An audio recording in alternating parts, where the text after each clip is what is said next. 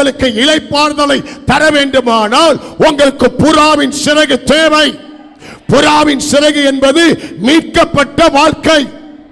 எந்த காரியத்தில் இருந்து இன்னும் நீங்க மீட்கப்படல, இயேசுவின் நாமத்திலே நாங்கள் ஜெபிக்கிறோம், கர்த்தர் அதிலிருந்து உங்களை மீட்டெடுப்பாராக.